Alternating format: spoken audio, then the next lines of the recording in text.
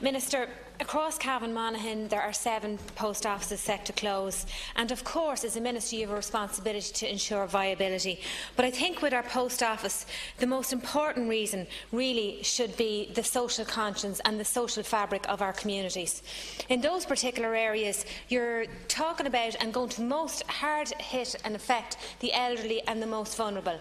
Now, you talked about our changing era and technology being the cause of all of this. Okay, broadband. Well, I can assure you, Minister, that right across Cavan and Monaghan, most houses across rural Ireland do not have broadband. So it isn't a reality for them that they can turn to technology to compensate for where they're going to lose out on their post offices. And in my view, broadband would want to be well sorted out before we considered any closures to any post offices.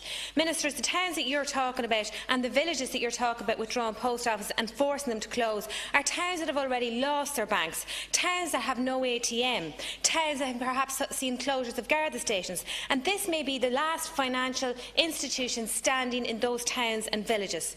Minister, last year I held a public meeting where over 200 people attended in Shercock about the post office. Killashandra had a public meeting where hundreds of people attended. Last Saturday morning in Kinnalek, hundreds of people attended. They do care, and it is not an issue that's going to go away, Minister. I think my colleague Timmy Dooley has made a very valid point in terms of the PSO, and I think it's something Minister, you really should look at. Thank you.